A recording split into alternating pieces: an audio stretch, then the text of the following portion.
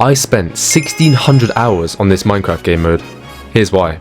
So I'm guessing all of you have heard of Skyblock, or at least the Hypixel version of it, because let's be real, this isn't really Skyblock. But besides that, every profile starts the same. You create your profile, start on your floating island, bridge over, and boom, civilization. After that, it gets a bit confusing, and for Iron Man players even more so. You see, there is no player trading on the Iron Man game mode. Every resource must be gathered yourself. So why make an Iron Man profile? Why intentionally make it harder for yourself? Well, after spending a ridiculous amount of time on a regular profile, self-induced torture begins to look kind of fun. At the beginning it seemed fun. I spent my time exploring the islands and collecting resources, and I continued to do this up until the mid-game. And this is where the progress slowed down. Playing this game felt more like a full-time job rather than a leisure activity, and I just couldn't stop playing. You see, there is one thing with Skyblock, there is always a better item to grind for. And on the Iron Man game mode, every grind feels rewarding once finished. This creates a very addictive loop, and I found myself playing way too long without sleep. A DRX 655 drill may take a regular profile a week or two to grind enough money to afford, but for me it took months of preparation and horrible grinds. The reason I started my Iron Man profile was because I wanted a challenge to overcome, because I feel like a regular profile is a bit too easy, if you know what you're doing. So where am I at now? How far does 1600 hours get you in this game mode? Honestly, not very far. At the beginning, I spent all of my time farming and mining, since that's the best ways to make money. I never thought of touching combat, and because of this, my best weapon is the giant sword, which I did somehow drop after only 20 floor 6 runs. If I did start with combat, I could have maybe had a Terminator or Hyperion by now. In total, I've probably spent about 1200 hours farming and mining, which resulted in me obtaining a full set of fermenter armor, a decent set of tools, and quite a lot of each crop collection. And for mining, I've obtained fully maxed Divan's armor, maxed Heart of the Mountain Tree, and of course the DRX 655. That drill alone probably took around 10% of my entire playtime to get, and I've accidentally dropped it in the hub before without realizing.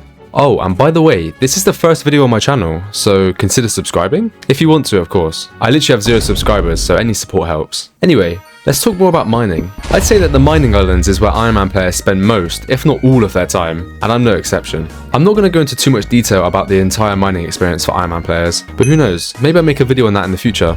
So once I entered the Dwarven Mines, I immediately started working on a better pickaxe, since pickaxes before the Dwarven Mines are very limited. Then I began gathering resources such as mithril and titanium, completing commissions that the king sets you, and working towards my first drill. There's also another thing I worked on, and that's the Heart of the Mountain Tree. But don't worry, I'm not going to talk about this much, since I understand how most people feel about it. After a while, I got to Heart of the Mountain level 3, which unlocks the Crystal Hollows, the holy grail of mining islands. This is where the money is made.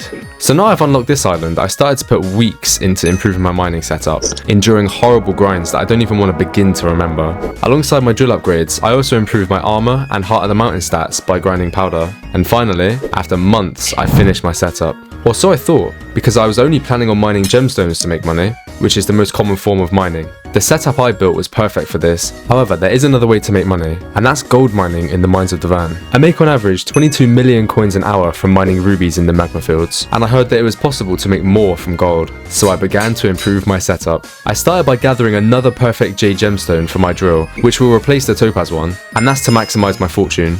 I applied jade emeralds to 3/4 of my mineral armor, which is used when mining gold. And the worst upgrade of them all is the blue cheese goblin omelette. I don't know if you guys have ever heard or seen a blue goblin egg, but they are rare and expensive. The blue cheese goblin omelette alone is anywhere from 2 to 300 million coins, and grinding it on Iron Man is just not fun.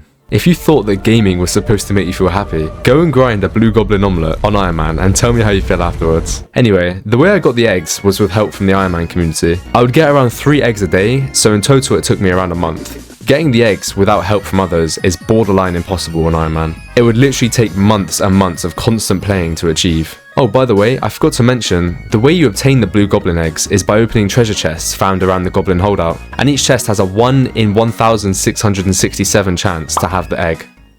You need 99 of them to make the omelette. So after voluntarily doing that for some reason, I now have my new setup, which was capable of instantly mining gold blocks during my mining speed boost. I quickly did a test and found out that I made around 25 to 26 mil per hour, which is a decent upgrade. And plus, mining gold is so much nicer than gemstones, in my opinion. So that's it. This is what I've done on my profile so far. There is more I could talk about, such as my Slayer progression or my combat progression in detail, but I wanted to focus this video more about my mining experience. If you find yourself watching until the end, then consider subscribing, since you obviously like my videos.